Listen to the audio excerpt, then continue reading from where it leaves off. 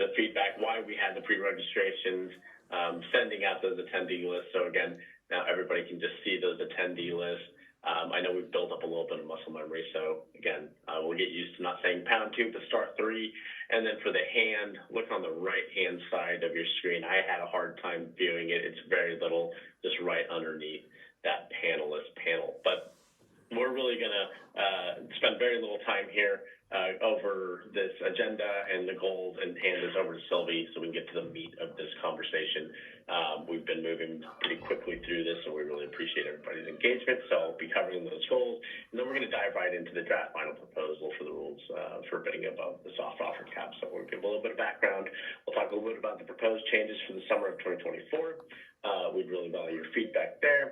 We'll talk about the monitoring of that interim solution, and we'll talk about the long-term enhancements that we kind of continue on. So let's just move really quickly to the next slide here. The goals for today's call, you'll notice a little bit of verbiage there about the working group structure, but we are very much in policy development. That's why we have Sylvia, our senior policy developer here, kind of leading the charge. But what we'll do today is we will provide you a presentation on that draft final proposal. We want to receive feedback from this community, and then again, we want to spend some time and have that discussion on those longer term enhancements. Let's move really quickly to the next slide if we could. You'll note that we are here. That arrow is very rapidly moving to the right-hand side. This slide hadn't changed in quite some time. We posted that final proposal yesterday. It is on the initiative page. Again, we understand the very quick turnarounds and kind of tight time frames to absorb this material, but that is kind of what we had heard as far as the urgency we're wanting to be responsive. So again, really appreciate, these are some incredibly robust comments, very thoughtful comments, and a very quick turnaround. So I just want to say a big thank you to you guys, stakeholder community, and I would be remiss not to thank our policy team who, they sit maybe 20 yards away from me here to the right-hand side, and there's been an extraordinary amount of work. So I think that all of us together have really been able to kind of drive this where we needed to get to this point where we're having this discussion here today. So with that said, let's go ahead and go to the next slide. And Sylvie, I will hand this over to you.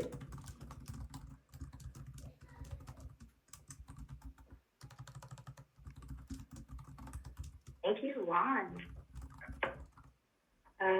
Thank you, and thank you everyone for joining us today. It looks like it's May 2nd, 2014. I assure you that it's 2024. We're just going to dive right in today. Go to the next slide. We have done a lot for the past month. We had a straw proposal slide deck and a working group call in which we discussed a lot of the details and the feasibility barriers and other constraints around what a potential solution for summer would look like. We had a MSD discussion that helped to shape a lot of the thinking that we heard from stakeholder comments, and we are now on to the draft final proposal phase. I realized that we put this out last night, so I'm going to do this presentation under the assumption that nobody has read it yet. And I'm going to try and keep it as simple as possible to get everyone on the same page, provide a sufficient foundation of knowledge so that you all know what the right questions are to ask and how to proceed to the next step. I'll note that there is an appendix in the draft final proposal.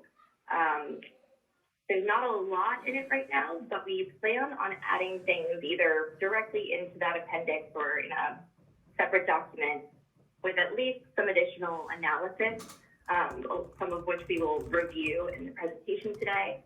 And we can add whatever additional policy or technical background we hear back from the stakeholder community would be important. I see Michelle say, is this presentation available? Just as the draft final proposal was finished yesterday, this presentation was also a little bit late coming in, so you'll see that on the stakeholder page as soon as possible, but it wasn't there this morning. You're not crazy. Thank you, Brenda, for adding that link.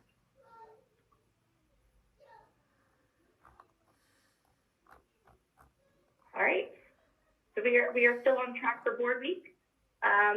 Let's dive into the proposal. Next slide.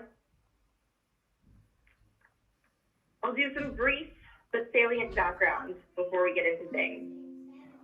Recall that FERC order number 831 has some requirements. Each resource's bid is subject to a soft offer cap of $1,000 per megawatt hour. Bids above $1,000 per megawatt hour must be cost verified by the ISO or market monitor, and cost verified bids must be capped at $2,000 per megawatt hour. So today, in ISO markets, bids are indeed capped at $1,000 per megawatt hour, or the default energy bid, which is that cost verified bid. The DEBs are also capped at $1,000 per megawatt hour, for the most part, unless the resource is able to adjust it through the referenceable change request process. Go to the next slide.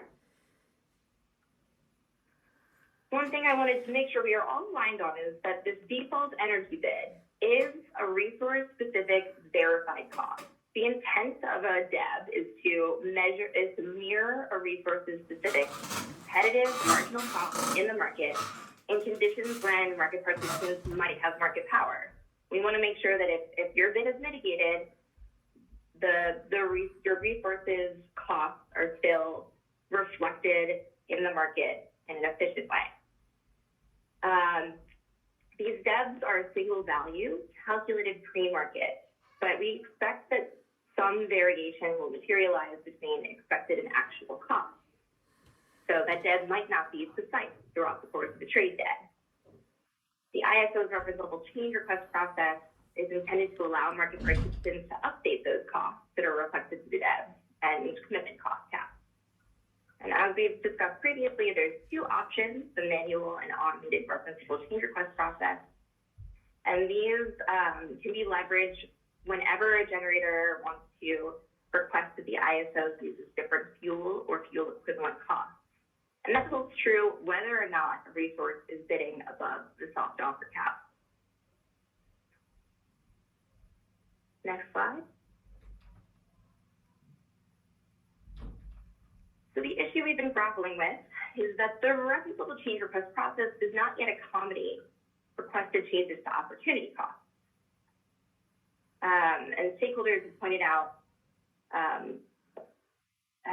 the urgency of looking at the problems that ensue because of this and solving this issue.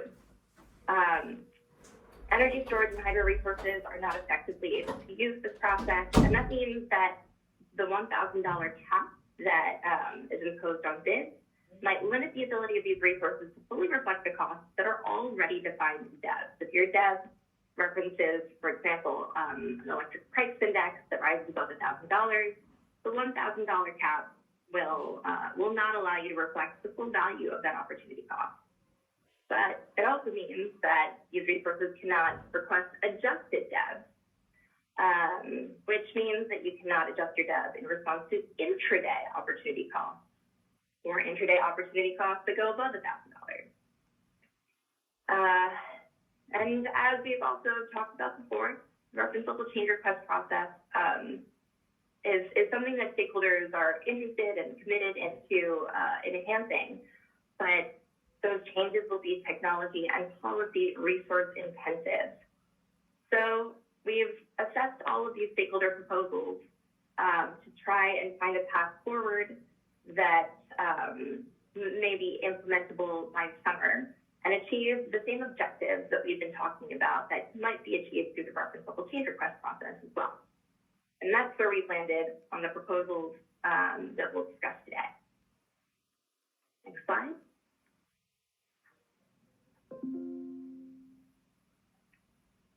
The draft final proposal reflects these two. They're two separate proposals, but they're really incremental. But you can view them as a hydro solution and a storage solution. The first proposal is to revise the cap on all default energy bids from $1,000 to $2,000 per megawatt hour. This is fondly known as the uncapped the dev proposal. This would allow hydro resources to bid up to a value that reflects opportunity costs above $1,000, as defined by their debt. And I included some of the analysis that we've already looked at to show that hydro resources have been, or in a counterfactual analysis, we've observed that hydro resource devs can get above $1,000 on these high price days, but those bids are inhibited by the soft offer cap currently. We also observed that storage resources don't always get that high. Even if we uncap the dev on storage resources, that might not solve the problem on high price days. There's also some technical limitations that prevent us from fully copying the same bidding rules for hydro resources on these storage resources. So we've added this incremental proposal to modify the bid cap for storage resources, which would provide comparable bidding flexibility using a proxy value instead of a storage resources uncapped dev.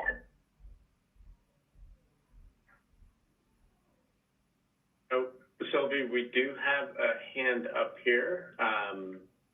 Let's go ahead and then unmute Michelle, please. Hey, this is Michelle from the CPUC Energy Division. So I did actually read the proposal. So it looks like you're proposing to change the uncapped devs in both the real time and the day ahead.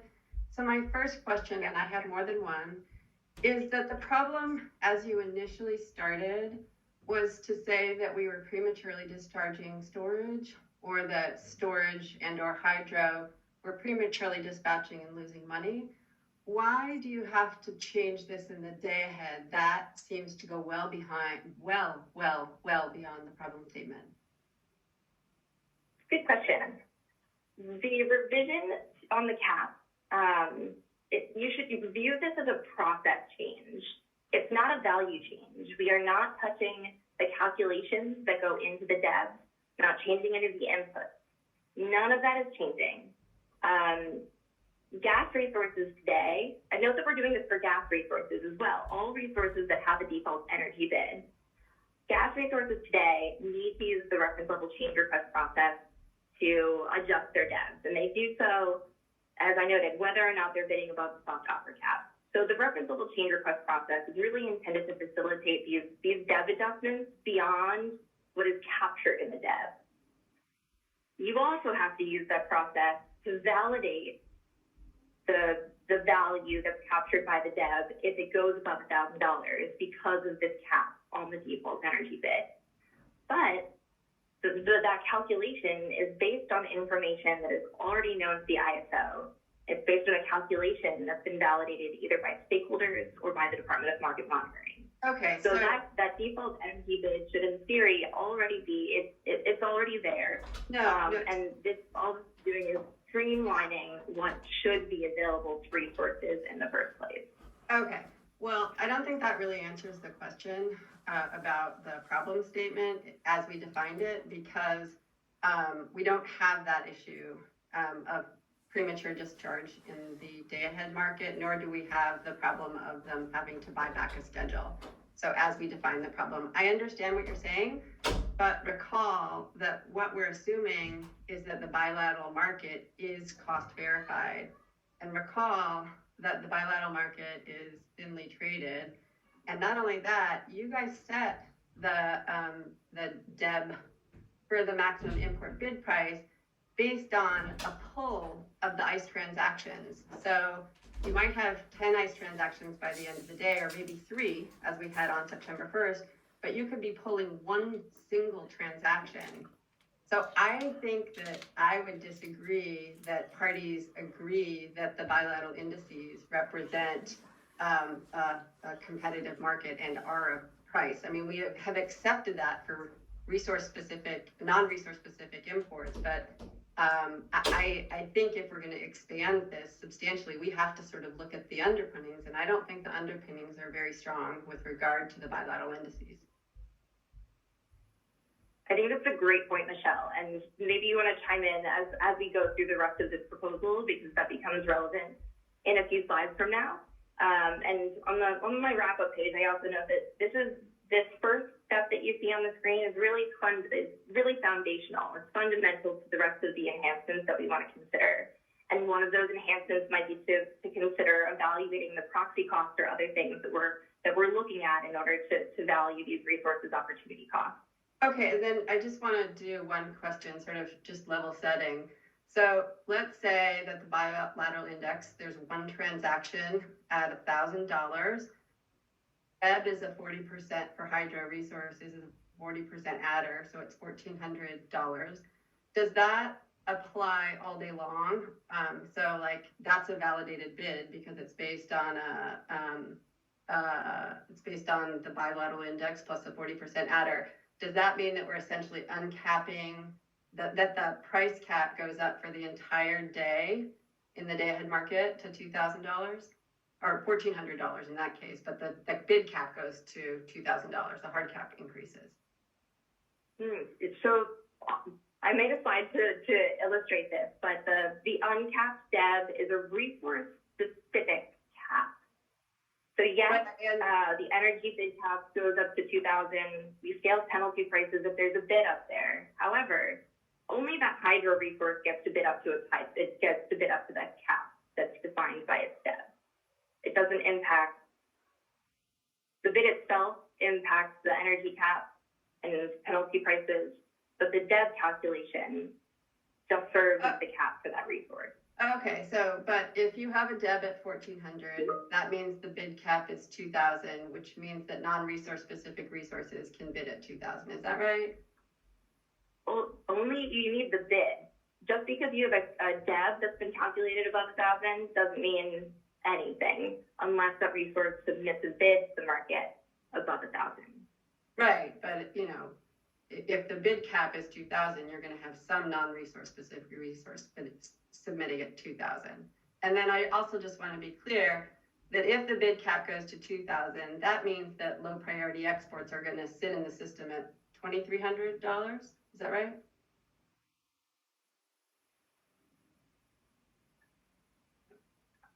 Danny, you're on mute. I think Danny has the answer to that, but you're muted. Yeah, I was going to say, I can help there. Yes, they are protected above either the soft offer cap or the hard offer cap. Back to the original question you posed, though, why would we uncap the DEBs in the day-ahead market? And it gets back to the fact that we agree with FERC that opportunity costs are real costs.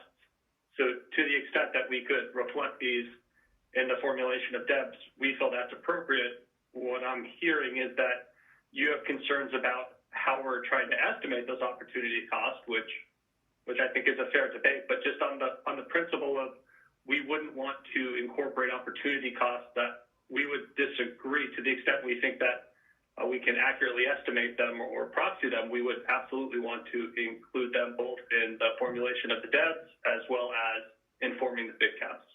Okay, except 2 points. One of which is, I don't think we can reasonably say that 125 megawatt transaction represents an opportunity for 50,000 megawatts, like a valid opportunity cost, but that's a separate matter.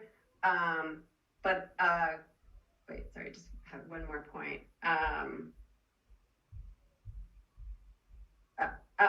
Yeah, so I don't think it represents a valid opportunity cost, but even apart from that, what about the idea that when we started, we were trying to solve one problem and we seem to have potentially created very many unintended consequences? We're not even solving our original problem. And, you know, it's a bit frustrating given that we defined the problem, we were all working on the problem, and then it seems like we've really shifted gears.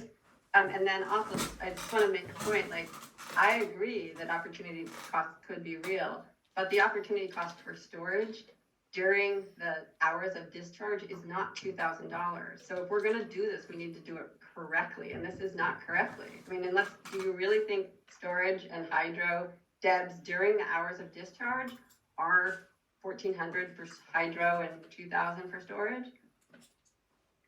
I think we understand I'm sorry, Sylvie, go on. Your question about the problem statement, I don't know I don't know if you were following along with the Price Formation Enhancements working group that led to this whole discussion. But in January, I presented a problem statement that said resources with opportunity costs cannot fully reflect those bids in the market because we don't have a way for them to use the reference level change request process. That was the original problem statement. Since then, we got feedback from stakeholders that that an interim solution should have an objective to make sure that they can position themselves properly in the supply stack. But all along, we were looking at enhancing the ability of these resources to reflect their costs accurately. So this top proposal is a direct answer to the problem statement that we started with, and is also the durable piece of this. The second piece is just an interim solution given some of the constraints that we're facing right now. Okay, well, I'll save the rest of my questions and comments. I think I've made them. Thank you. I would like to add kind of one more thing, Michelle. You pointed out that the opportunity cost through net peak probably isn't the same as the opportunity cost in the early afternoon, and it's a lot more nuanced of a discussion. The opportunity cost in the early afternoon would be informed by the potential resale of energy across net peak. You could argue the opportunity cost across net peak would be the ability to resale or transact this energy at prevailing bilateral prices during that period, or so there's valid policy reasons which we would like to discuss with you about what those opportunity costs would be as well. But I think as Sylvie pointed out, the ability to have a super narrow solution that on an hourly basis toggles on and off different opportunity costs, it isn't something that would be technologically feasible in the time frame we've asked to come up with a solution for. Yeah, but this is an extraordinarily big change in an extraordinarily tight time frame, which could have, by my calculation, if we are at a bid cap for the 4 hours from 1,000 to 2,000, which your proposal in the day ahead likely results in, given that we have, 12,000 megawatts of storage and 12,000 megawatts of hydro, so 8,000, so 20,000 megawatts of resources that potentially can sit above the cap during the net peak hour, making it far more likely that we're going to hit and stay at the cap. So by my calculation, that's $50 million over those 4 hours. It is an extraordinarily expensive proposition, not to mention the fact that it still doesn't address the reliability concerns. But that's a separate issue. I'll raise that later. Thank you. Thanks, Michelle. Thanks, Michelle. Let's go ahead and go to Don next, please. Good morning, Don Trethewey from CISA.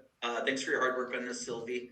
I would just note that I think the uncap the DEB to me is a clear recognition that capping the DEB was really inconsistent with FERC Order 831, where you're supposed to be able to reflect your costs, and the fact that if you calculated a DEB above 1,000 and wouldn't allow that to be used or bid was probably not the right decision. I do just have a clarifying question on modify the bid cap for energy storage using a proxy value. So I would assume you're not using any reference level change. So if the proxy cost was proxy value was $1,500 and my DEB was $1,050, I could bid at $1,500, but to the extent that there was there was market power concerns and you mitigated me, my price would be $1,050. Is that correct? I have slides for this exact example all teed up. So I would have looked ahead if I had the slides waited. I provided with you ahead of time. Yeah, I'm so sorry. But I read your minds and I prepared for it. Don't worry. Thanks, Don. Let's go ahead and go to Doug next. Hi, Doug Bochignone for Bay Area Municipal Transmission Group. I'm struggling a little to understand. I think this is only a problem for use-limited resources, right? If you don't have a use limitation across the day, you're not worried about whether or not you can bid above 1,000. Or put another way, if you have a use limitation, you want to get your usage shaped. And I think for storage resources and use limited hydro, that there's no need in the day-ahead market to allow bidding above $1,000 to get them positioned properly in the day-ahead market. There just has to, for a non-generating resource, you just have to have a spread. You could bid to charge at $0 and discharge at $300 if you were worried about getting a charging instruction at $1,700 and you didn't want to lose money if you were 85% efficient, let's say. You know, you could, if you bid charge at $0 and discharge at $300, or charge at $0 and discharge at $1, you're going to get, if you're use limited, if you're storage, you're going to get positioned to charge in the lowest priced hours and to discharge in the highest priced hour. You don't have to bid at the cap. You don't have to bid anywhere near the cap. If you're a hydro resource, you have the option of being an NGR. You model as an NGR and you get dispatched the exact same way. And if you're just a use limited hydro, I think the model still takes into account your use limitation and puts your energy in the most valuable hours. And you don't have to bid your opportunity costs. It's captured in the market, just by definition. We don't have to touch the day-ahead market rules. And I guess my concern is similar to Michelle's. It's like, if we don't need to touch something in order to solve our real-time problem, why are we doing it in the day ahead? Let's focus on the real time. Good question, Doug. I wasn't around for the Energy Storage Enhancements Policy Initiative that created the day-ahead default energy bid for storage resources, but I am aware that the storage community during those policy discussions identified a need to have that default energy bid just in case of mitigation or scenarios when those prices would hit the cap. I assume that there's more discussion to be done around how to ensure efficiency, both day ahead and real time. But the door is still open to continue to do that. Yeah, I just to comment on that though, I think it was just I think in real time it's a problem, and we've got to get that opportunity cost into the bids in real time, and you know, this is a good attempt to try to do that. But in day ahead, the market solution, nobody needs to guess at what the opportunity cost will be across the day. For a storage resource, an NGR, it'll tell you it automatically. Just bid to charge at a lower price than discharge, and there's like no harm to any storage resource in the day ahead market of not being able to bid above $1,000. None whatsoever. No, I hear you. These default energy bids are designed to reflect the resource's true marginal cost. So, insofar as they do that, we don't see a need to artificially cap them. We want those true marginal costs to be reflected in the market. And I think what you're getting at might be a separate concern, which might say, you know, what is the underlying calculation or assumptions built into the DEV, and that might be a separate discussion. But the intent of having a default energy bid is to provide that mirror. Yeah, and I guess so we don't just to clarify, I'm not so assume that they just have a hard stop at 1,000. Yeah, I guess what I'm not so concerned about the storage resources, because this is just a non-issue for storage in day ahead. I'm concerned about lifting the cap for other resources that don't have an issue in real time, which is, I believe, the issue we're really trying to solve. This is not a problem in the day ahead market. So, I appreciate trying to get alignment between day ahead and real time, but I think there could be unintended consequences of raising the bid caps and the DEBs in the day ahead for any resource. And I don't think we need to raise it in order to fix our real-time problem. So why go there? I think we could keep talking about this for a while. Maybe what would be helpful is if you could come up with some examples or provide some feedback on where you might envision this proposal doesn't seem to fit the bill, and we can talk about it more. Okay. And Doug, I would, I mean, this gets back to opportunity costs we believe are real costs, and if we can reflect them, we would want to in all market environments consistently. So to us, we'd have to understand on a principle level why we wouldn't want to reflect opportunity costs. Like, you may be able to get to a similar outcome with the day-ahead market, and the problem isn't as explicit, but if these are real costs, why not reflect them? But it's because the reason you need to reflect them in real time is because the real-time market doesn't have a great enough look ahead. But for a use-limited resource that has, a limited amount of energy in the day-ahead market, the market tells you the opportunity cost based on the dispatch. So any other number that we're putting in the big cap or in the DEB is just an approximation, which will be wrong. And it's an unnecessary approximation. We don't need it because the day-ahead market optimizes across the entire day and then tells you what the opportunity cost is. And if it's not a use-limited resource, then that's a different issue, right? And that's why for gas-fired resources and other resources, we let them justify their costs. And you're not proposing to change that.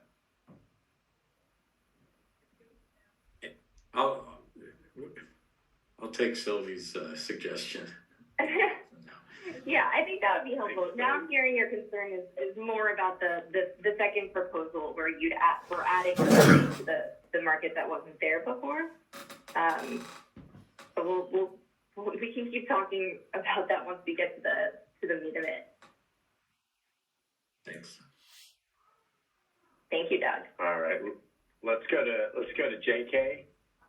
We have a couple hands after JK. Let's go ahead and unmute JK, and then we do apologize for the slides being a little bit late, but we have good information on a lot of these. So JK, go ahead.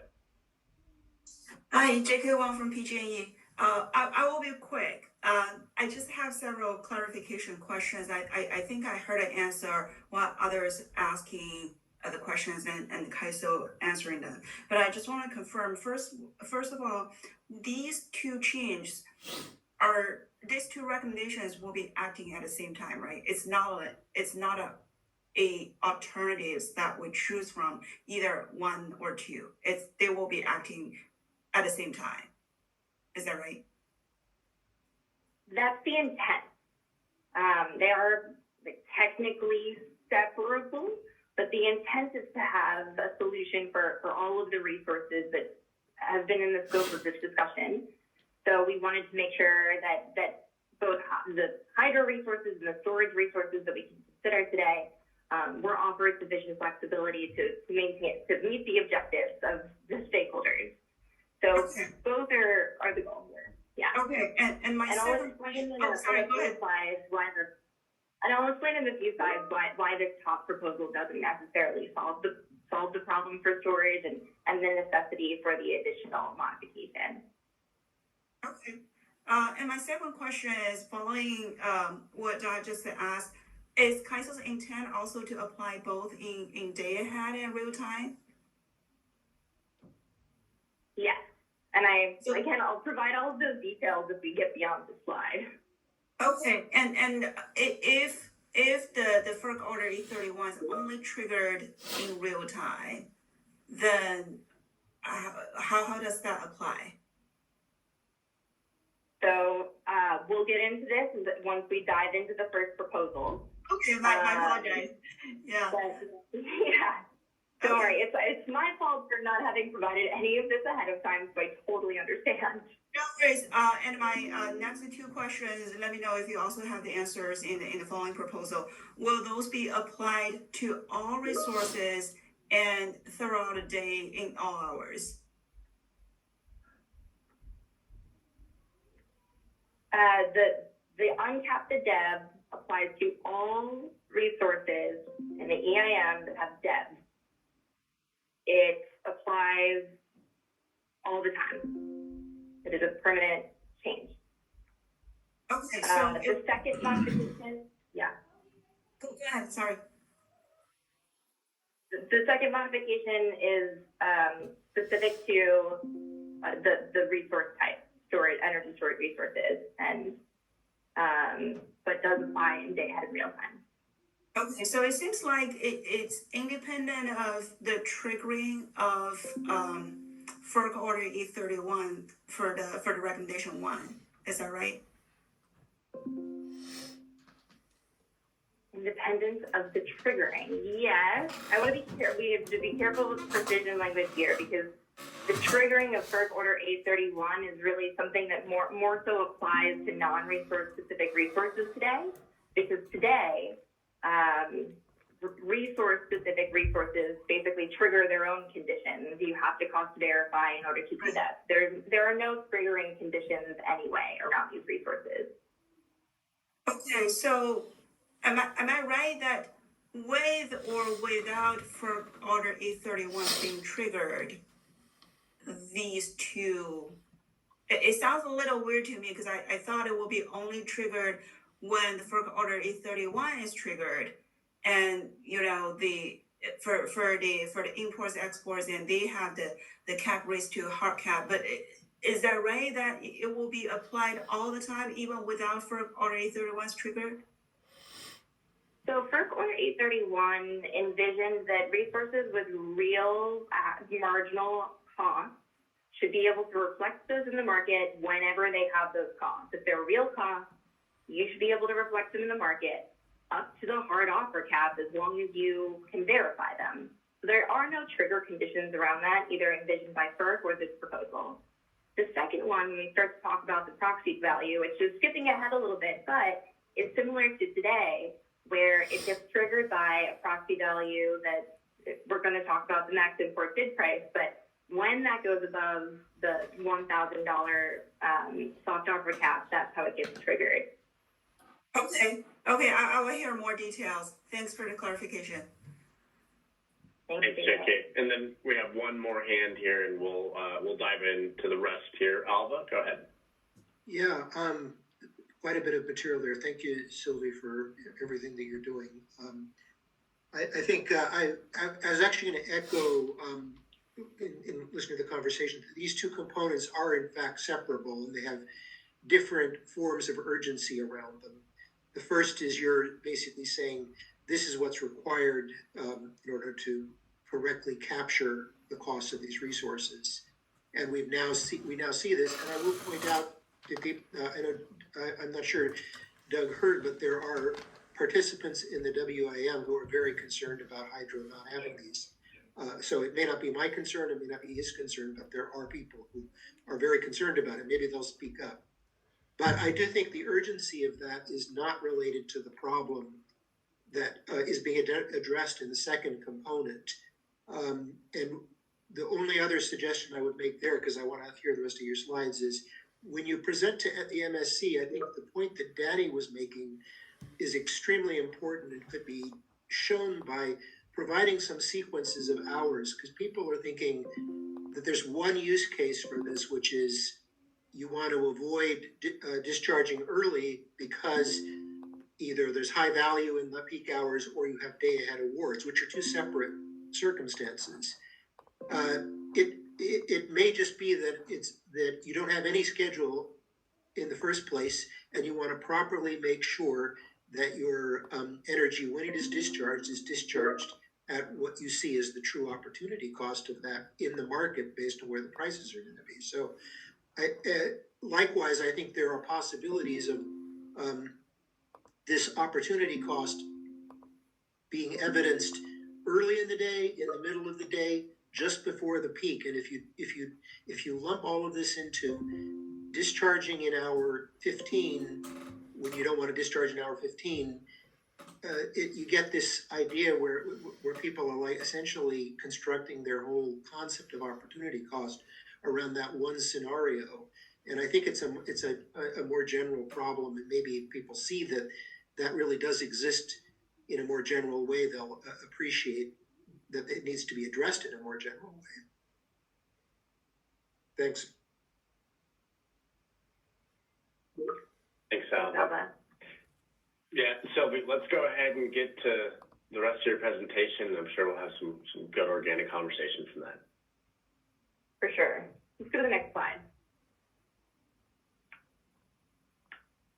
Brief overview of Uncap the Dev.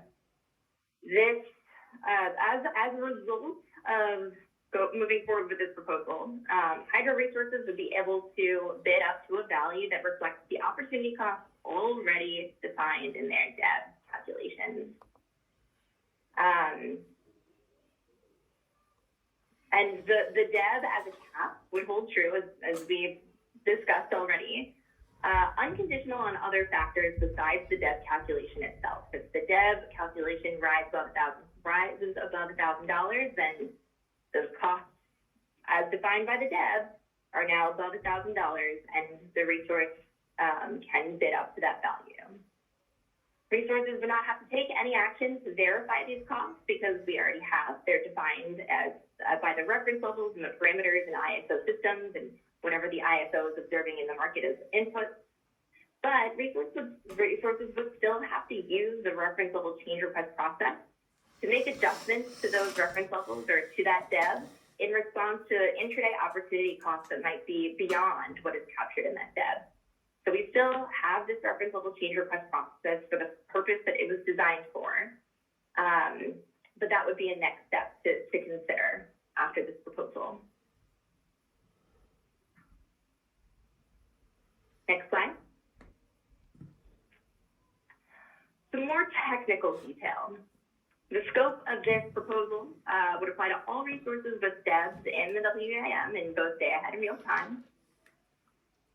The technical way to describe uncapping the dev is that we would revise it. We would revise the cap on dev calculations from 1,000 to 2,000, which is reflective of FERC Order Number 831's requirement that cost verified bids are capped at $2,000 per megawatt hour.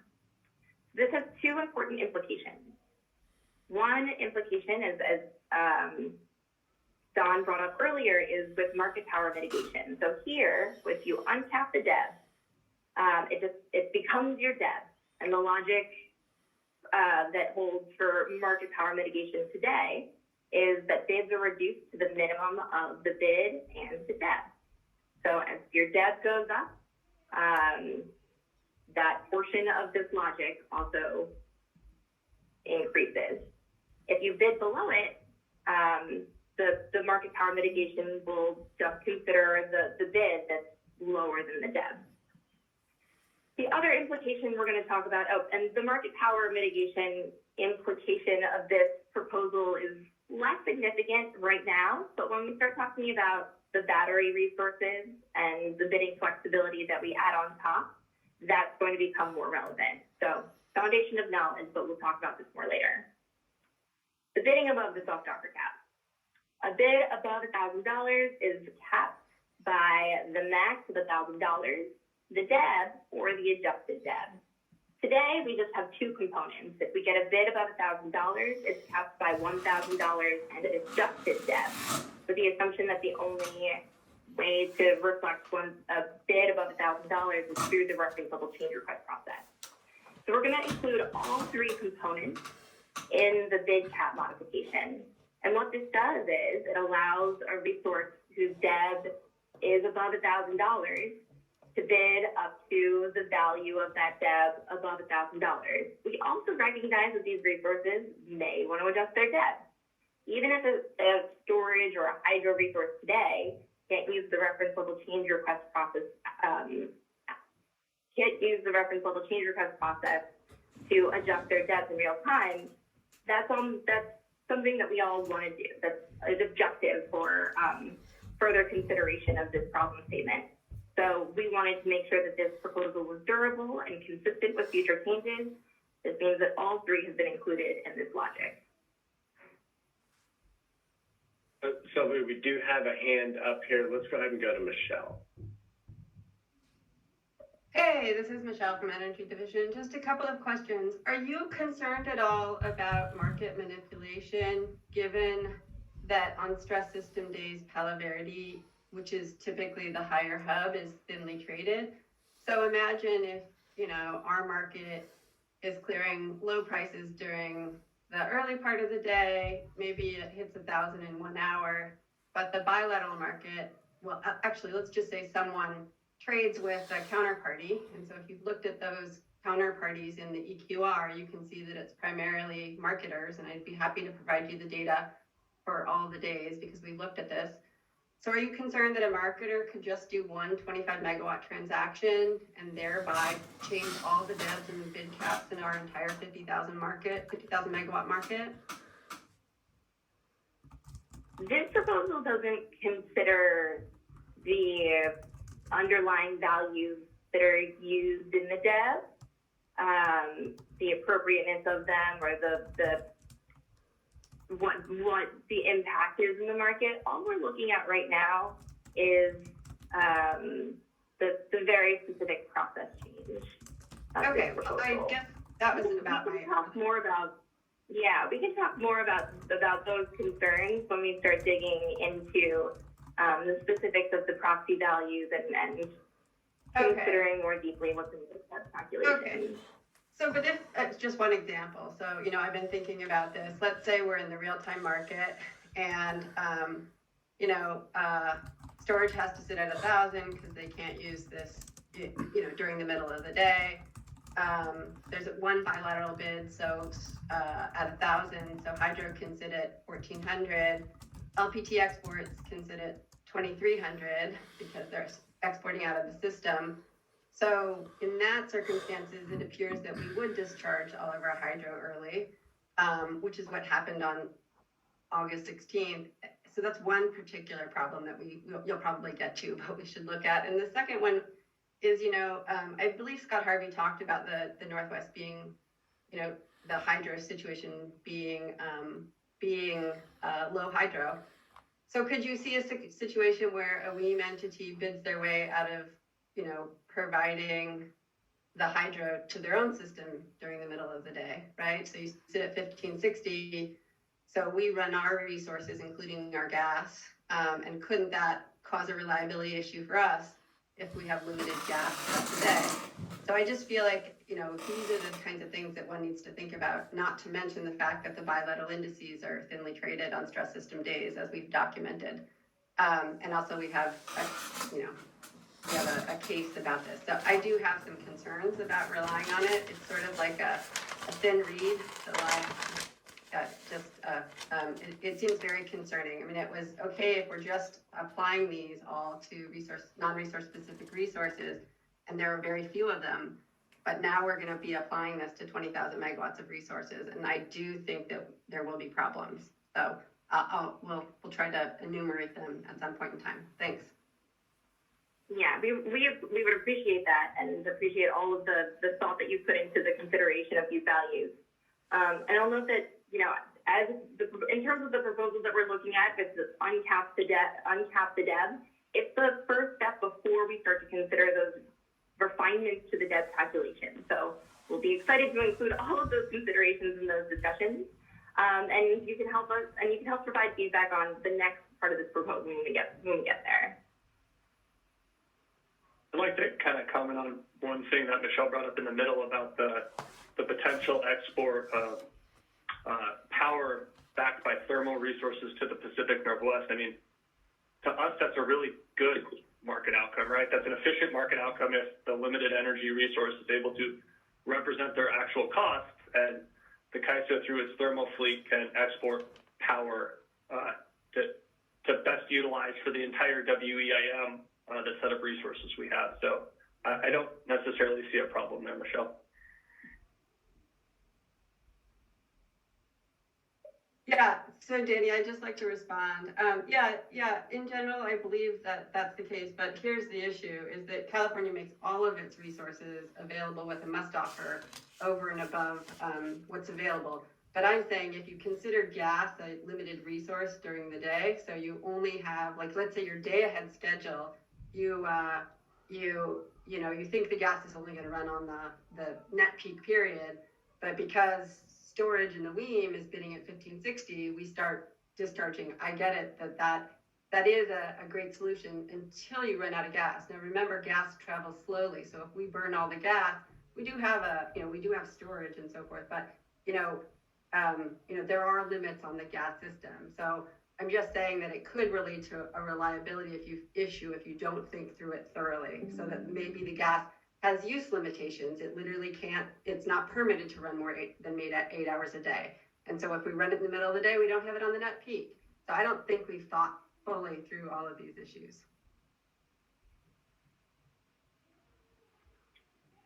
I'm hearing your concern is more in a next phase that as we move through this process, we should figure out how to also proxy intraday opportunity costs relating to for gas procurement and the potential availability of intraday gas. So that's actually not something that's lost on us. No.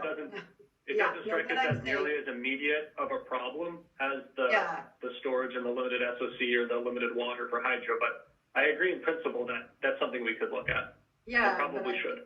I think my more important point is that these are really big changes and we're making them really fast. Like, for example, you want comments in 3 days, and we started this effort to solve a very discrete problem, and it's gotten much bigger, and I don't think we have the time to sort of fully understand all the consequences, and I think that they could be severe and dire, especially given that we're premising this entire thing on thinly traded bilateral indices when there's price separation. So I think that there are tremendous opportunities for market manipulation. And I'll be happy to show you the data. Thanks. Thanks, Michelle. Thanks, Michelle. So two hands real quick. Let's go to Callie, and then Sybil, I see you. We'll go to you next. Hi, it's Callie Wells with WPTF. First of all, thank you guys so much for the quick turnaround on this. I know it's been a very quickly paced effort. I actually wanted to kind of touch back on a comment that was brought up earlier that's also on this slide, and it's implementing this both in the day and the real-time market. I think from a higher stamp perspective and principle, it makes sense, and we support doing it both in the day ahead and real time. I think if you change it just in real time and not in day ahead, you're creating bidding inconsistency between the markets. And anytime you do that, you create systematic price differences, and there's all kinds of market inefficiencies that come along with that. But actually that last conversation that just took place with the gas fleet example, actually I think is a reason why you also want it in the day ahead market, is because you can then better position your gas resources in the day ahead market and help address that forward procurement of the gas issue.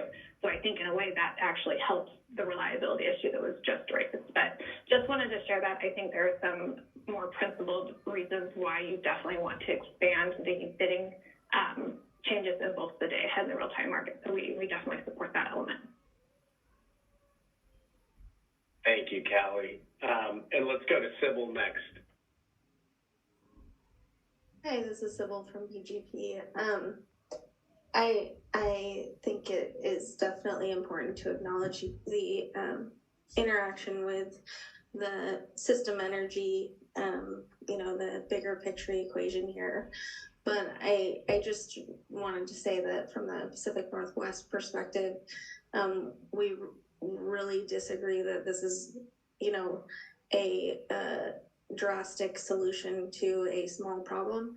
This is potentially a very big problem for EIM entities who are trying to manage their resource supply in the EIM, and so I just think that was a characterization that is not accurate for the entities in the Northwest who have not been able to accurately reflect their costs to this point.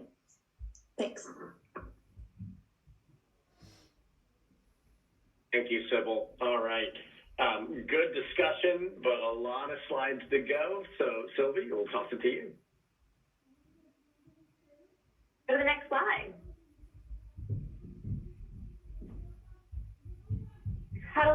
question around this, so I thought it was important to clarify visually what this means. The DEB becomes the resource-specific bid cap. If you have a DEB that goes above 1,000, for example, this hydro DEB, is calculated to be $1,400. Nothing else factors into this. It doesn't mean that the hydro resources bid cap is now $2,000. It means that the hydro resources bid cap is $1,400. The hydro resource can now bid anywhere between $0 and $1,400. So those bid 1 and bid 2 represent valid bids. Those get entered into our bidding system and the market accepts it. If this hydro resource submits a bid of $1,800, the system will say, well, I'm going to cap it at the higher of $1,000 and the DEB. Since the DEB here is $1,400, the bid will be capped at $1,400. There's no conditions, there's no triggers. Your cap is your DEB. Next slide. We've seen these before, but I wanted to provide it again just to illustrate that what we've observed in an analysis is that these counterfactual hydro DEBs on days where we've observed prices going over $1,000 per megawatt hour have exceeded $1,000 per megawatt hour. Not all the time and not substantially in some of these days, but this does offer some incremental improvement in terms of the issues that we've been discussing around the premature dispatch of capacity. Importantly, though, it's really a first step to making sure that those opportunity costs that are already defined by the DEB can be reflected in the market. Next slide. Same picture, you see these counterfactual hydro DEBs going over $1,000, but what we also see in comparison are storage DEBs, and they, for the most part, don't get that high. Uncapping a storage DEB, for the most part, won't provide sufficient headroom to bid about $1,000, which doesn't solve the problem that stakeholders have been talking about for the past couple of months. So we need an additional solution here. A lot of what we're hearing is, well, let's take a look at what's in the DEB. We want to make improvements to how we capture those opportunity costs, how we're able to define and forecast those opportunity costs. But those aren't solutions that are necessarily available to us for summer.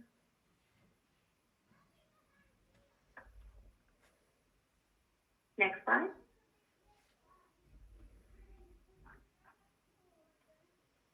I noted earlier that this becomes more important when we look at the incremental modification on storage resource bidding rules. But just to level set on where we are, if a resource is mitigated, it gets mitigated down to the min of the bid and the DEB, and then revised to the competitive LMP or the DEB value. So what we're seeing here is that a hydro resource of the DEB of $1,400, if it submits a bid below its DEB value, then it gets revised either to the bid or that competitive LMP. So here I'm saying the competitive LMP is $1,000. If it's bidding below its DEB value, it gets that competitive LMP. If that resource bids above its DEB value, that's when the DEB kicks in and supplants the resources bid in the market. Next slide. This is something that we view as foundational to all further enhancements, either interim or long run. This is a process change, not a value change. It does not change the basis for calculating reference costs that are described in the ISO's tariff. You would still need supporting information, and you would still need to validate DEB adjustments. All this this modification does is allow these to reflect costs that we already have sufficient information to support. This proposal would simplify and support additional interim rules like the one we're about to talk about, as well as further enhancements to the reference-level change request process that stakeholders have asked us to consider, including refinements to debt calculations and modifications to the reference-level change request process to facilitate step adjustments for a broader scope of resources that aren't gas.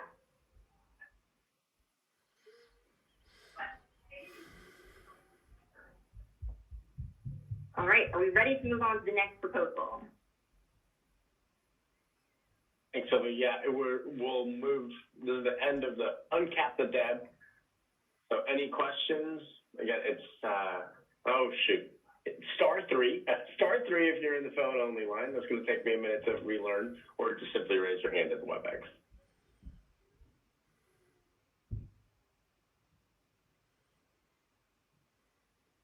Sylvie, I'm not seeing any hands. Let's go ahead and forge ahead. Great.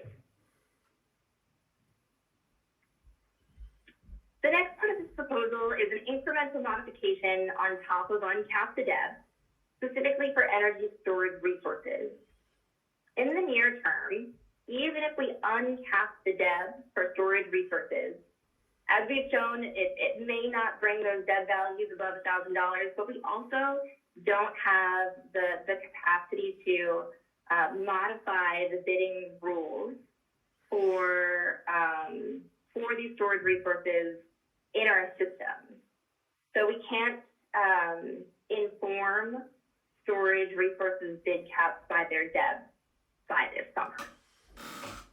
We need an interim solution in order to help these resources get that additional flexibility in order to reflect opportunity costs above $1,000, including intraday opportunity costs that we're seeing aren't being reflected.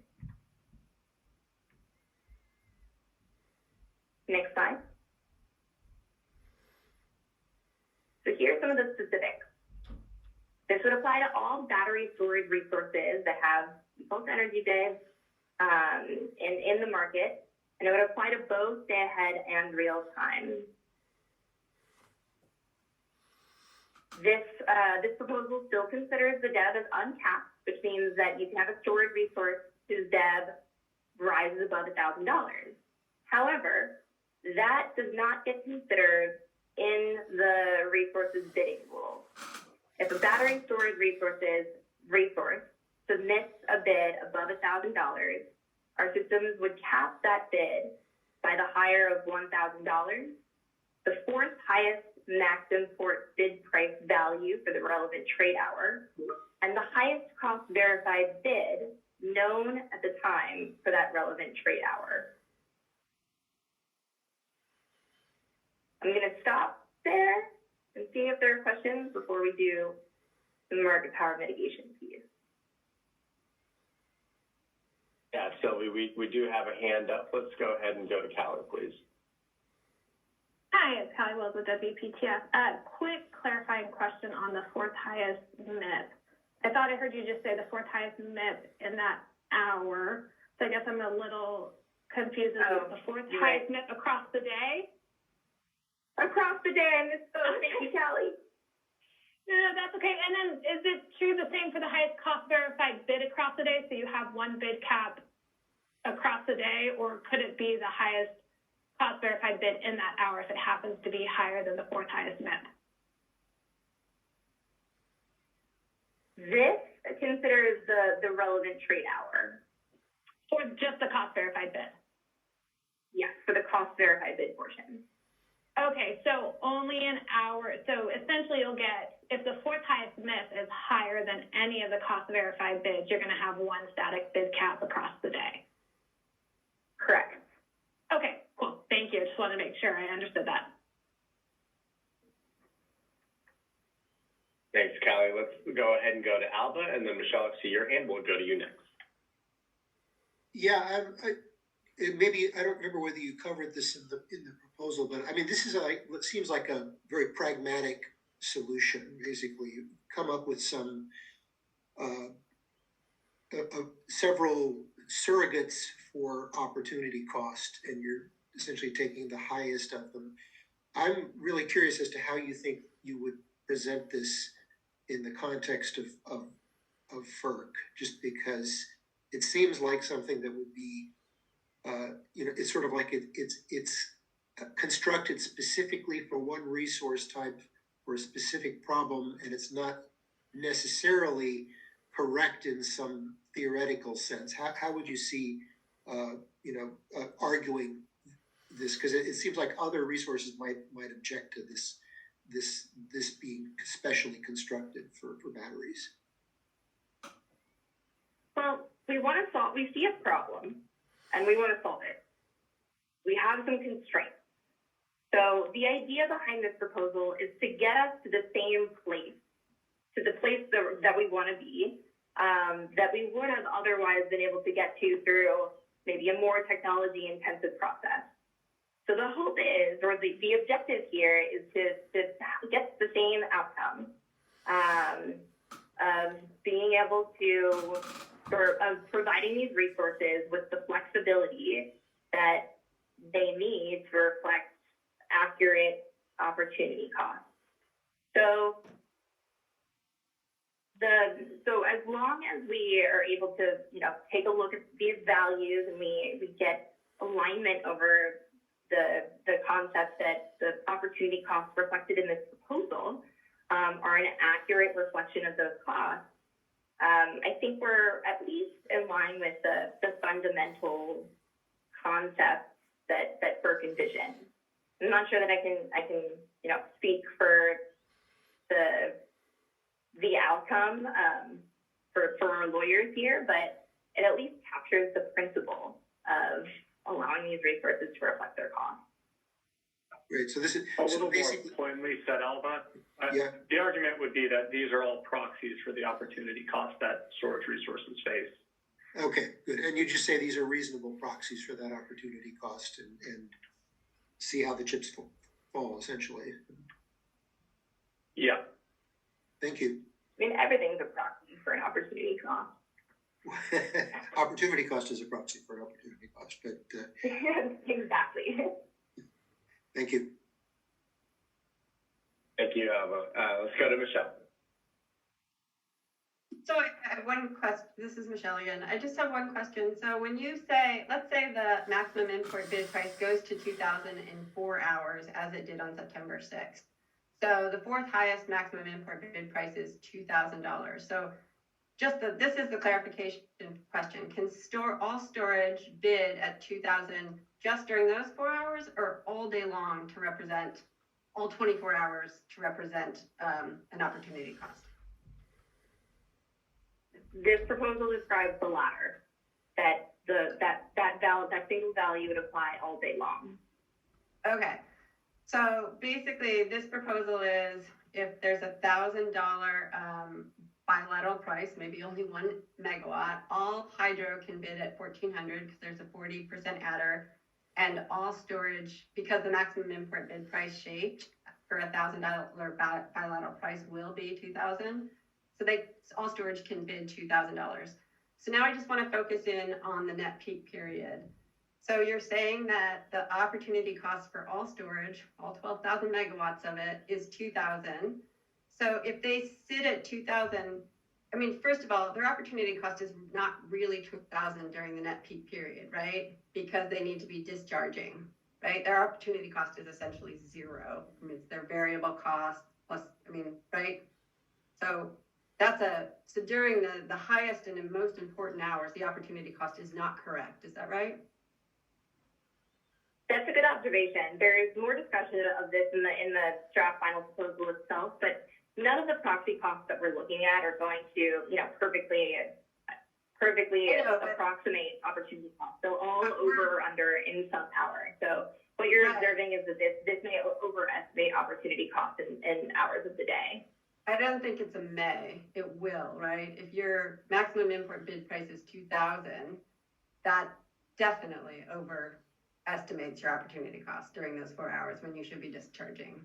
Okay, so then it shouldn't be at 2,000, it should be something less. Now, let's look at hydro. Hydro's sitting at 1,400. Now, if it's just an intraday opportunity cost, they too should be discharging during our net peak hour. So their opportunity cost during the most important days and given the highest load hours, that opportunity cost is incorrect as well. Is that right?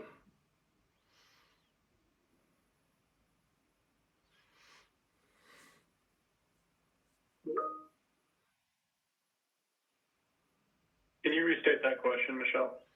Sure. So we have hydro. So let's say there's $1,000 bilateral price. There's a 40% adder that you put on for our competitive market, right? So the 40% adder on that bilateral price. So all hydro resources can bid $1,400 all day long. But if they really are use limited, and what they were trying to do was use their opportunity costs to save themselves for the highest price hour, we are now in the highest price hours. There is no opportunity cost, right? I mean, there might be. So this gets back to the discussion we had earlier about, is there one type of opportunity cost? I think you're referring to, is there an intraday temporal opportunity cost based off market results? But as we talked about earlier, that there could be other opportunity costs as well Right, but that's what could justify bidding higher. But that's what the bilateral index is. That's why we're using it as the proxy. The theoretical thing is they could have sold it in the bilateral index. But they can't really. Yeah. Because the bilateral index is closed, but now what they can sell it is our market.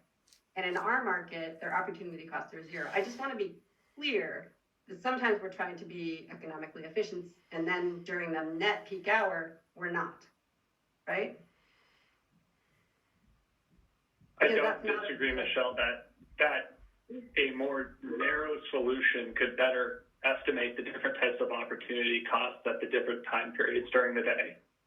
That's not what's on the table from an implementation standpoint, and so we're simply, this is what we think we would reasonably, or have some feasibility for potential implementation. So if your point is that the solution isn't super narrowly targeted, I think we would agree that this isn't a super narrowly targeted solution. Yeah. Is you have to determine, what we're saying to everyone is it is just and reasonable that the prices that come out of the market are just and reasonable. And we're saying that those opportunity costs are cost verified. But we even theoretically, we know that the opportunity costs during those hours should be vastly lower than 2,000 and 1,400.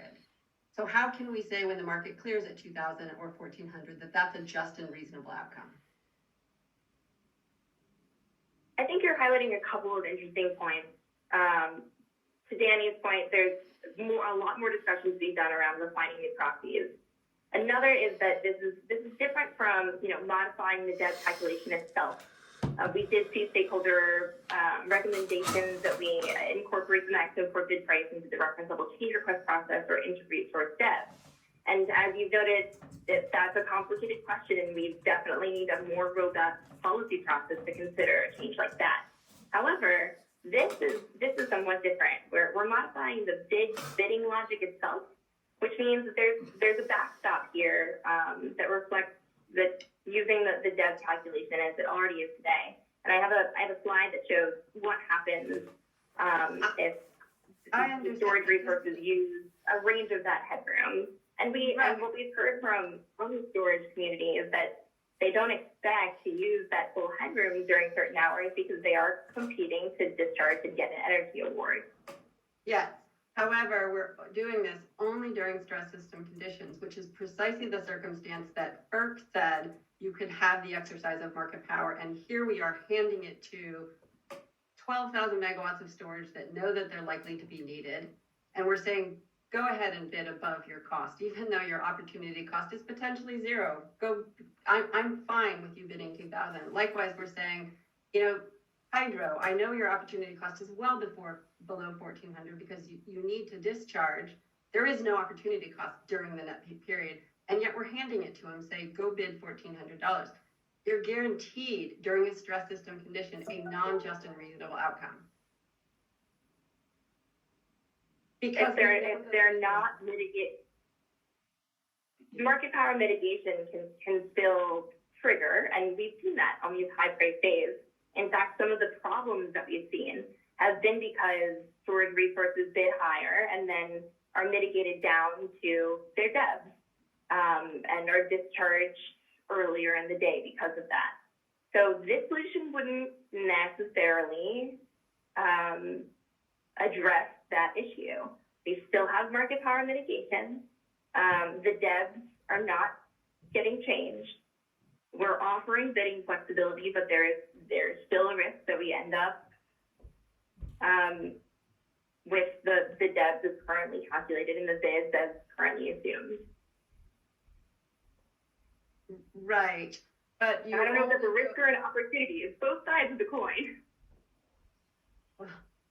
Well, okay, well, yeah, I think I made my point. Thanks. Thanks, Michelle. All right, Sylvie, no other hands in queue. Let's go ahead. Great.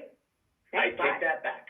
As soon as I think it's because I said that, we had a couple of hands come up. So Dawn, we'll go to you first, and then Callie, we'll go to you next. Thanks, Don Trethway from CISA. I just wanted to make a couple points in the concern that Michelle is raising, that I don't think it actually is that her concern is warranted. Because again, think about and I'm talking the real-time market.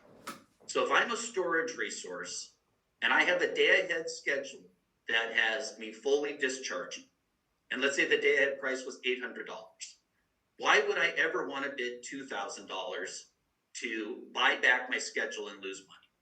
You would never do that. It's irrational. Likewise, if an EIM storage or a hydro resource is being base scheduled because that's the peak hour that they needed to discharge the water in, why would they ever bid $2,000 to basically buy back their base schedule and have to pay $2,000? And then the third scenario is, let's say someone doesn't have a day-ahead schedule. Then the true opportunity cost is what you could go sell it bilaterally to outside the market. So then in that case, it is appropriate for someone to be bidding at that level if they don't have a day-ahead schedule. So again, I think it's really important to think about what the incentives are to buying back your day-ahead or base schedule. They're completely aligned with not doing what Michelle is concerned about.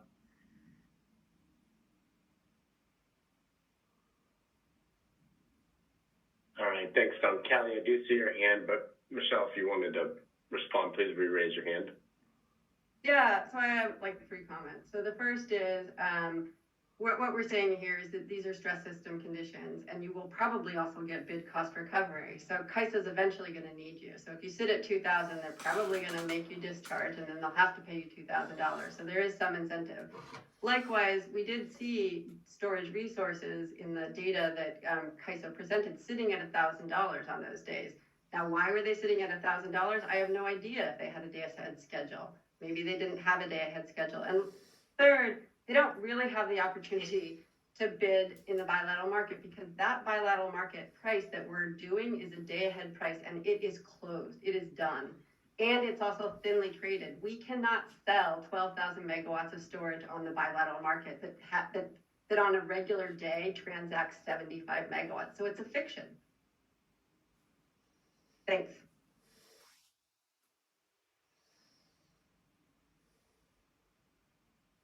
Let's go to Callie. Yeah, hi, it's Callie Wilson, WPTF. I had a couple reactions to the concerns that were raised as well. Dawn hit on one of them that I was going to mention, is that I think we have to keep in mind there are other incentives at play here that I think would prevent storage resources from bidding at 2,000 during those, net load peak hours. And he articulated those very well. I think the other piece of this, and why I think using the 4th highest maximum import bid price makes sense in this case, is because I think it strengthens the tie to cost verified bids. Because if you go back to the storage DAB calculation, which has been approved by FERC as just and reasonable, went through a very lengthy stakeholder process, the opportunity cost used in that formulation is the 4th highest day-ahead LMP. Now, the CAISO and the analysis last week, or the last working group here showed data that the real-time LMPs actually track the MIP really well. So I think because those track really well together, there is, you know, a very strong argument to be made that the fourth highest maximum import bid price is a good proxy for an updated expected opportunity cost that the DEBs already reflect. So I just wanted to make that point that I think this actually makes a stronger case that these, even though I know maybe from an implementation perspective it's being done on the bid cap side, I think it is helping to strengthen that tie between cost verified. So I just wanted to make that point as well. Thanks.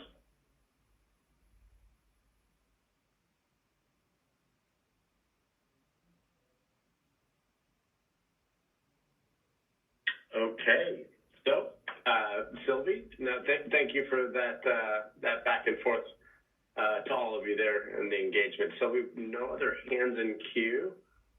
We'll give it a second if that raised hand. No, all right, we're good to go. Go for it. Great. Let's go on to the next slide.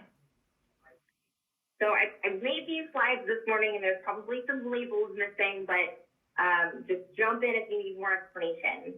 This is, what you're looking at is a world in which we provide all resources with an uncapped DEB. So in this scenario, we have a storage resource, this DEB, based on the day-ahead market is calculated to be 1,400. I know we've seen that doesn't happen very often, but in this example, the storage resources DEB goes to 1,400.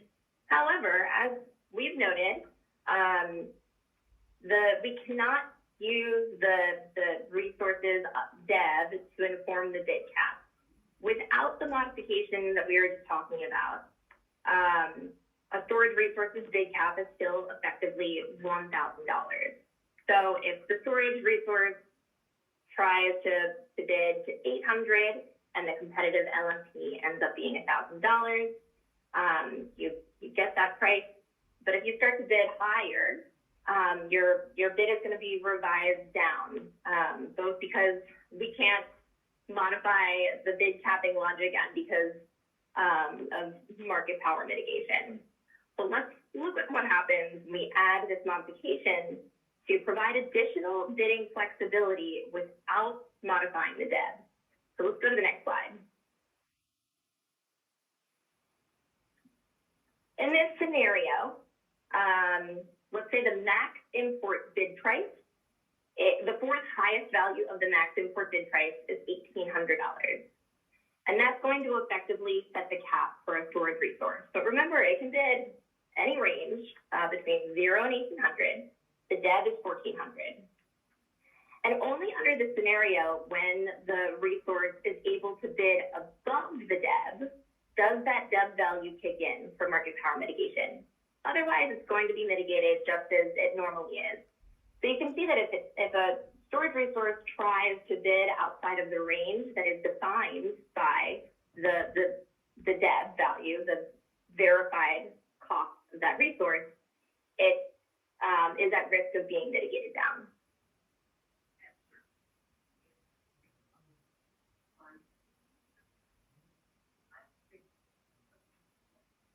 I don't have any other summary thoughts about that, but I wanted to make sure that stakeholders had this information and can provide comments on it. There we go. We've got a couple of hands. And Aaron, I see you, but Dawn, I saw your hand kind of go up and down a couple of times. Let's go to Dawn first. Aaron, we'll come to you, and then we'll go to you, Doug. Yeah, this is Don Trethewey. I can't seem to figure out whether my hand is up or down. It doesn't really change much color on my screen. So my question is in bid 2, they're bidding $1,400. They have a cost verified bid or a DEB of $1,400. Why would they go down to 1,000? Wouldn't that one be at $1,400 too?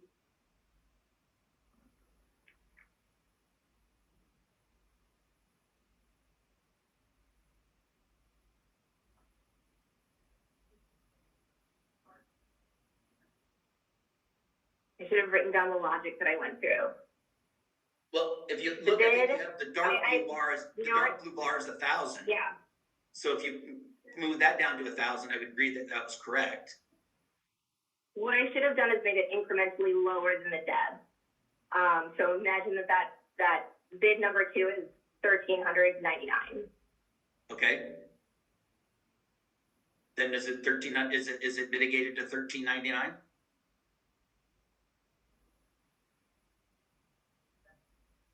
Market power mitigation will first take the min of the bid and the deb. So it's going, if it's $1,399, it's going to consider the bid, not the deb. Yeah, okay.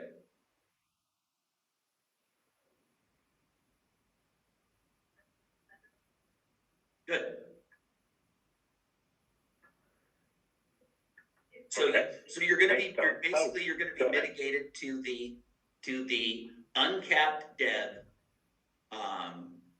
or $1,000 really, for the, right?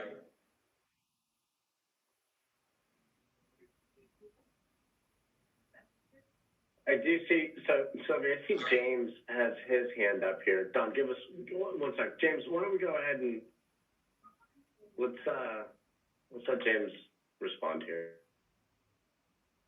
Yeah, I think I can help clarify. So the market power mitigation rules work where if your bid is lower than the competitive LMP or the default energy bid, then there's your bid becomes the bid that's used in the IFM or in the now if your bid is high, or if the competitive LMP and the DEB is lower than your bid, then you're mitigated to the higher of those two reference prices.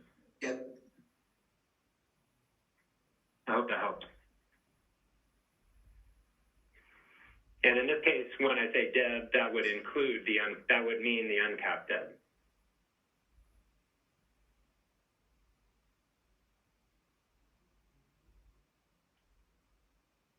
All right, thanks, James.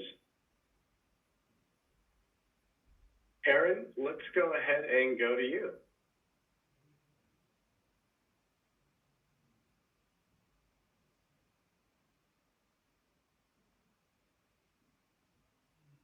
And Aaron, I do see you're unmuted, but we're not hearing you. Check for that age-old double mute, if you wouldn't mind.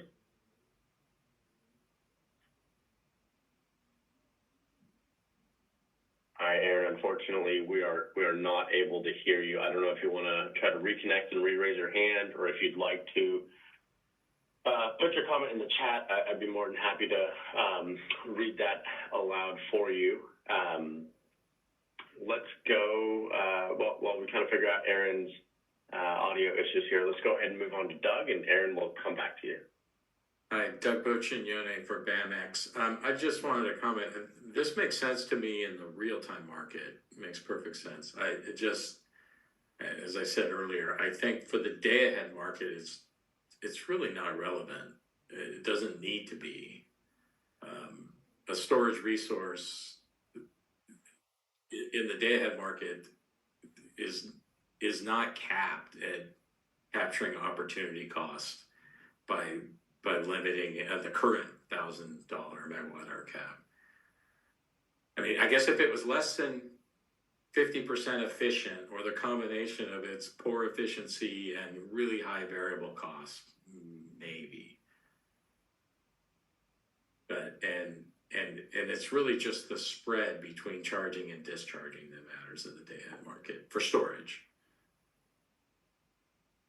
So I guess. I didn't include this part of this explanation here, but going into the day-ahead market, storage resources are capped at 1,000, and there's no like conditionality around that, because the storage DEB is calculated by the day-ahead market itself.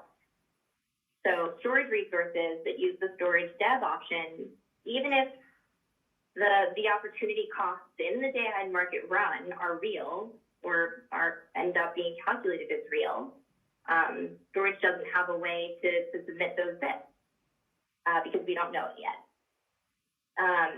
So adding this logic to both the day-ahead and the real-time market is an acknowledgement of that fact, and is an attempt to provide a proxy wherever we see that possible distortion. Yeah. And I'm just saying It also there is no provides distortion. consistency between day ahead and real time. I'm sorry, Sylvia, I thought you were finished. Yeah. I'm just I saying, just you, I'm sorry. there is no distortion in the current day-ahead market formulation for capturing opportunity cost. It does it without jumping through any of these hoops.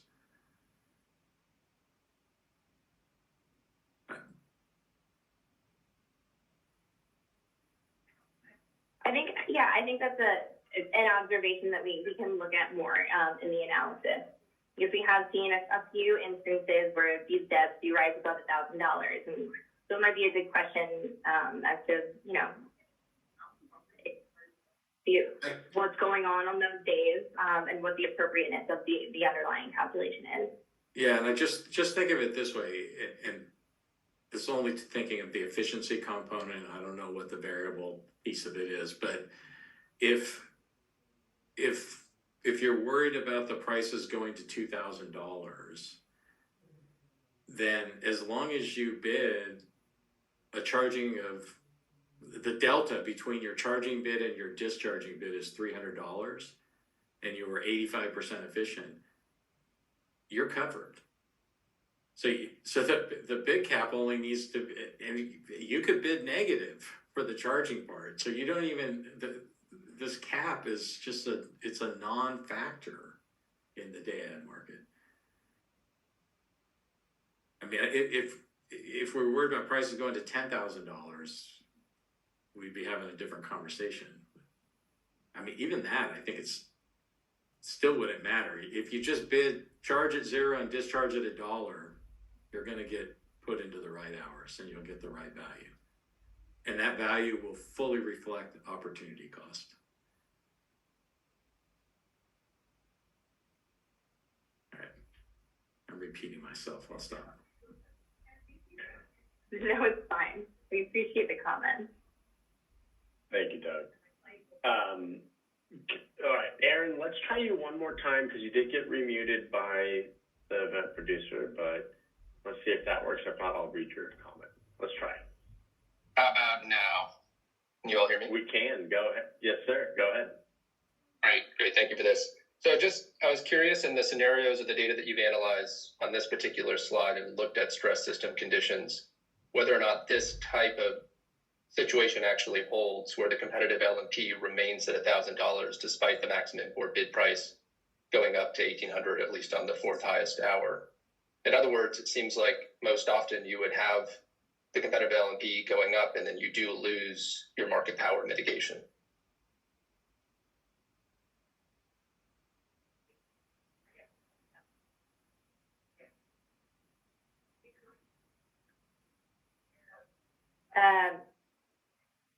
So I think the observation is that this would have an impact on the competitive LMP and therefore have an impact on market power mitigation. Am I reading that correctly?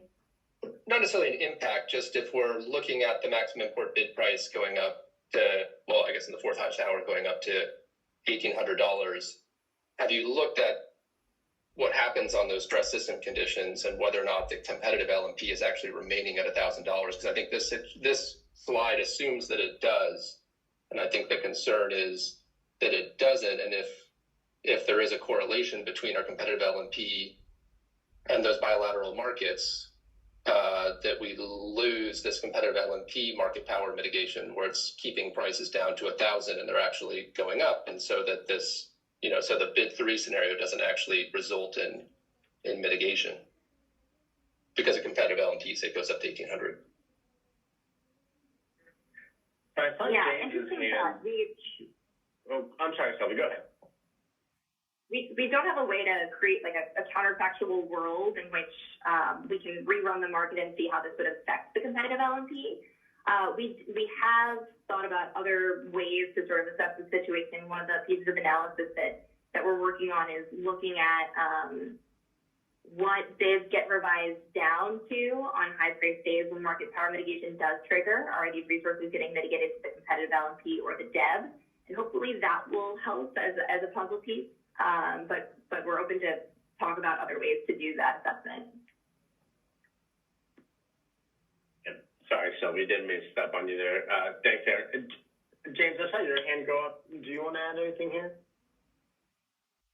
I do, just a few clarifications. So the competitive LMP being 1,000 is just for this scenario, an example. In reality, so a couple things. A competitive LMP is a local price. There's a competitive LMP at every node on the system. There's not a single system competitive LMP. The definition of competitive LMP essentially uses the same LMP methodology, but excludes non-competitive transmission constraints and their impact on price out of the LMP calculation. And so you would get a competitive LMP for reference at every P node, that every resource that is tested for market power is used as a reference price, including their dev. And so as we explained on the slide or earlier, market power mitigation, if your bid is higher than either the competitive LMP or the dev, you're mitigated to the higher of those values to mimic the competitive price at that location. And I'll say that the competitive LMPs will change with bidding rule changes, because anytime you're expecting changes in price formation, naturally your competitive LMPs will change relative to the status quo, because you're allowing resources to bid different value, and that might change the LMP at any given location. So I hope those clarifications help. Thanks, James. And then, Sylvie, we have one more hand for you here in Alpha. Let's go ahead and unmute Alpha. Yeah, relative to the idea that whether this should be applied day ahead or not, I don't really know the answer, but I will say empirically, I'm not confident of Doug's observation that you're bidding an arbitrage day ahead. My observation is that it very much depends on how you bid your charge price and your discharge price, and one or the other of them being more in the money is going to dictate the effects of your bidding. And so it is actually very relevant, potentially, what you bid your charge or discharge at.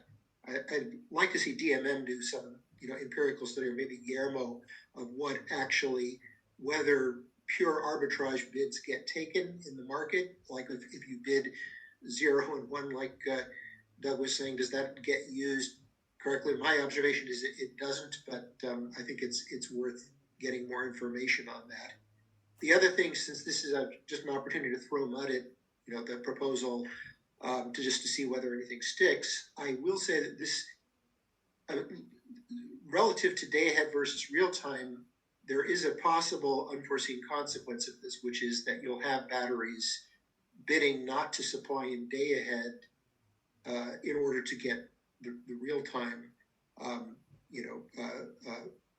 price, which is systematically higher than the day ahead price. And if this doesn't lead to a systematic real time day ahead real time arbitrage, it seems like a good solution. But I think over a course of a number of stress days, you could see a situation where this would lead to storage essentially, economically or otherwise withholding from the day ahead market because they're going to get a better price in real time.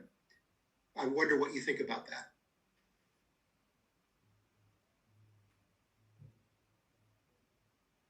I think, Alva, that's something we can monitor for. My initial reaction would be virtual should someone help with this problem. And beyond that, there's also kind of RA must offer obligations, right, for a lot of these resources. Okay. Thanks. Thanks, Alva. And Sylvie, we have Don's hand back up, so we have one more here for you. Don, go ahead. Don Trethewey from CISA. Completely agree with your comments, Danny, on responding to Alva on it. I also think I would refer Doug to the ESDR 4 initiative, where there were changes to the day ahead DEB, where they incorporated the fourth highest LMP from the market power mitigation run as a estimate of opportunity costs. The original design didn't have an opportunity cost in day ahead for the same logic that he had, that, it's a 24-hour optimization is going to work. But for some reason, they that it didn't work exactly as intended, and they had to add that opportunity cost into there. I was back trying to really quickly read to see what the justification was, or, you know, what the problem was. It was pretty light in the documentation, but I think there was a recognition that actually not including the opportunity cost was problematic and had to be changed. And I think just, you know, again, reflecting the correct costs as calculated by the CAISO in the market seems appropriate in both markets.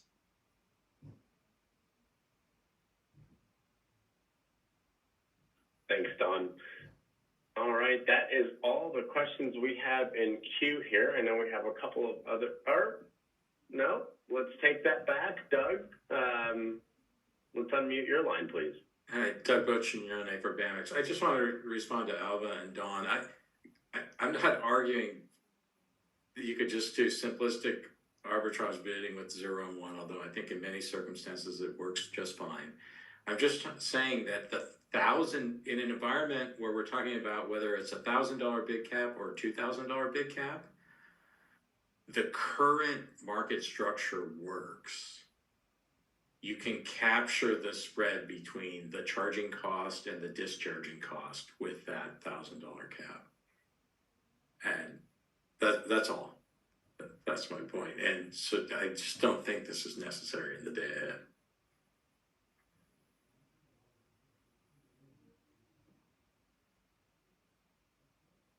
All right, thanks. We are running up on time. We have about 4 more slides of analysis. We really want to get into kind of some stakeholder discussion on monitoring and evaluation. So let's go ahead and, Michelle, let's go to you really quickly, and then we'll move on to the analysis slide.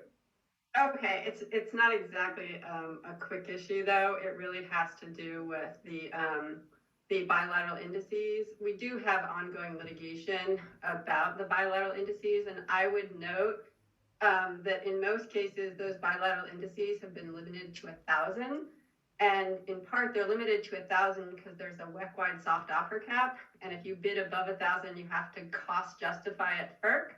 And I would note that many of the parties that are parties to these transactions have argued at the DC Circuit that that these are subject to the Mobile Sierra Doctrine, and so whatever price they sign is just and reasonable. So I would note that you're potentially opening this up to tying it to index that so far have been limited to 1,000 because of the fear of litigation and ongoing litigation, which if it's resolved in, you know, based on the parties that intervene, including Shell and others, there will be no soft offer cap in the West-wide market, and they're also thinly traded. So have you thought about the implications of doing this at this particular time when there's questions about whether there's a West-wide soft offer cap?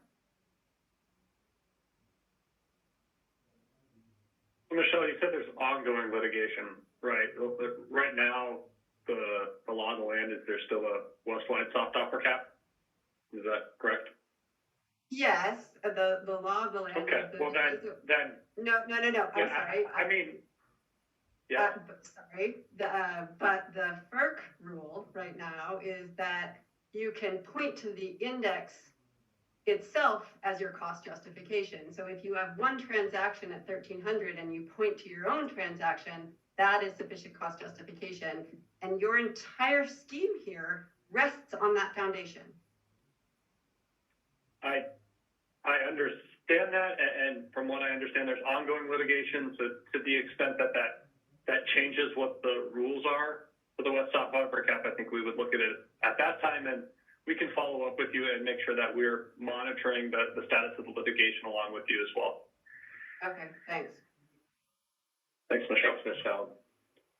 Let's go ahead and move on to the next slide. I'm unfortunately I'm going to be kind of driving us here with 8 minutes left. Let's go ahead and move to the next slide, and we'd like to present a little bit of analysis to you guys. Thanks, Juan. I also have my colleague Katie here to provide a tiny bit of context to this analysis, which you can look at in the draft final proposal, and we'd love to hear your comments on it. So, Katie, Can you tell us what we're looking at? Yeah, sure. Thanks, Sylvie. Good morning, folks. So not much time to get into it here. So I think, more details in the paper. But just to give a little sort of sample of what we've put in there, just some metrics to sort of help wrap our heads around some of these proposed metrics that have been discussed to date. So one of the things we thought might be interesting to look at is a comparison of the max import bid price, two components of the max import bid price, specifically the hourly curve for reference, as well as that fourth highest MIDP value that's being proposed for specifically part of the storage bid cap, and then comparing those to the actual real-time RTPD storage LMPs that materialized in the market. As Sylvie mentioned, there's no way to do sort of a perfect counterfactual, but comparing how these prices trended to what we actually saw in the market is maybe a helpful way to sort of compare and contrast. So what I'm showing here is effectively a box plot of the 15-minute market storage LMPs for a subset of some of the peak hours, so hour ending 14 through 22, kind of capturing the afternoon through the end of the evening ramp. So box whisker plot showing kind of the full interquartile range of those LMPs plus the outliers. Some interesting things to note here. I think you can obviously kind of pick up on some of these outliers. As James had mentioned before, these are, of course, nodal specific LMPs, so there may be certain congestion components that are filtering into those LMPs, driving them higher for particular nodes. But generally, we see sort of an interesting shape as we go through the ramp and the peak hours, seeing those storage LMPs kind of follow that trend, max out around the $2,000 mark, which is also where that fourth highest MIDP value is hitting. So this is for specifically September 6th, 2022. I think we put a couple other days of interest in the paper, so those are available as well. Let's go to the next slide, see what else we have. Okay, so we have the other days that we looked at, I guess. So August 16th, 2023, another day of interest. Summer heat wave day back in 2023. So this is showing the same thing. I think interesting to note here, as opposed to the previous metric, a bit more spread in the range of those storage LMPs between the 25th and the 75th percentiles of the groupings. Somewhat less presence of outliers. So you have a little bit kind of a lower trend of those LMPs as compared to some of the other pricing trends we're comparing, the max import bid price trends. Let's go to the next slide. This is the same snapshot for January 14th, 2024. So again, different season, different pricing conditions. Here we're seeing that max import bid price set a bit higher due to the presence of higher bilateral indices that are folded into that calculation, while the storage LMP distribution is somewhat lower, sort of reflecting some of those regional price differences and conditions that were observed in that time. Let's go to the next slide. Oh, I think that was it for me. Sylvie or Danny, back to you guys. Thanks, Katie. And any questions on that? Paul, I see your hand. Let's go to you. Yeah, thanks. Paul Warhatch from Public Advocates. This actually is a general comment that I have, that we think it's very important that the CAISO comprehensively and accurately reflects stakeholder positions in the final proposal. Just to an extent in the draft, the concerns and opposition was downplayed, and from review of the comments submitted in the last round, and certainly from today's conversations, there's clearly not consensus that, broadly speaking, on one side, with either concerns or opposition, we have LSEs and advocates and the regulator perhaps. And on the other, we have, largely resource owners. So we just want to make sure that that's accurately reflected in the final draft that goes to the board. Thanks. For sure. Thanks, Paul. In fact, we're going to update the appendix for the draft final proposal to reflect a summary of the stakeholder comments that we got in yesterday. So we'll be able to capture those for every step of the way.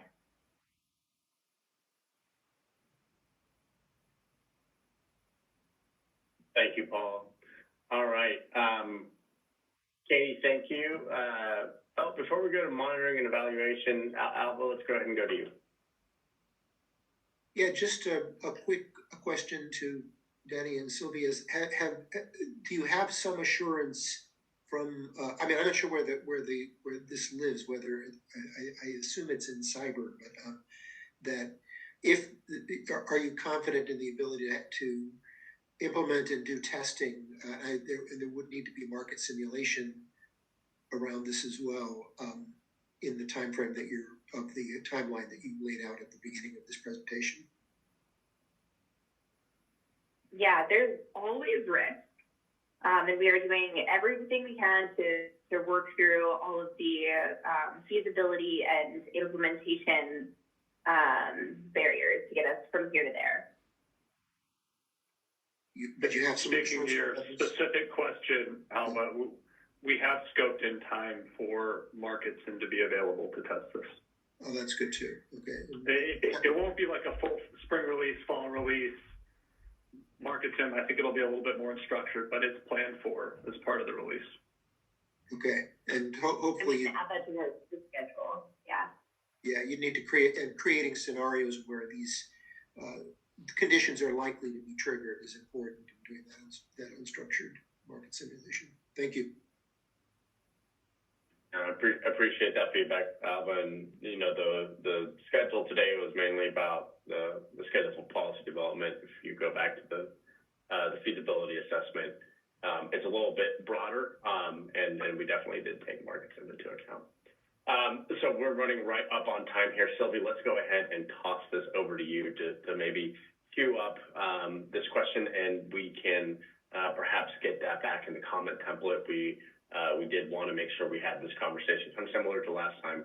Want to make sure that we had this conversation with the stakeholder community, and that always helps us shape the comment template. So, Sylvie, let's give the floor to you. Yeah, not much else. Wanted to put a final plug for an integral step of this whole proposal, which is to make sure that we have a plan for monitoring and evaluation in place, so that we can monitor the use of the new bidding flexibility, help inform the future of enhancements and market reforms.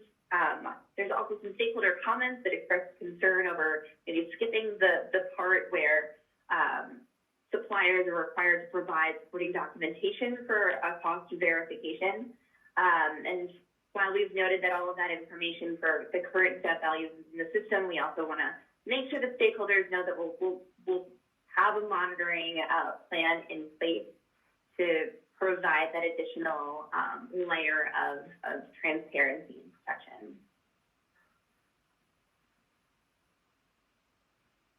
Thanks for that, Sylvie, and great job on the presentation. Let's go ahead and move to the next slide, and we will toss this back to Brenda Corona to close us out.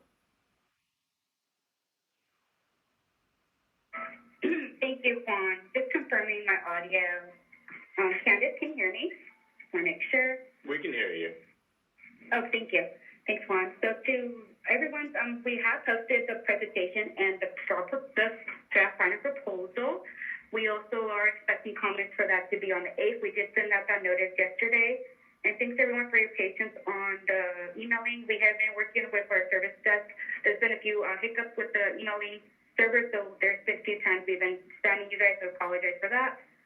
Also, if you have any more questions, we do have upcoming comment deadline for the 16th, 14th group session number 16 for May 10th. And then on the next slide, if you may, we are having just a few more other announcements externally about the save the date for the stakeholder symposium. We expect hopefully to have that registration site up and running later this month. More details to come soon, and sponsorship opportunities as well. And the last slide is just to announce that the CAISO website is launching this late May. We have training sessions held on May 23rd and May 29th with the respective times. Be out and look out for daily briefing on those details.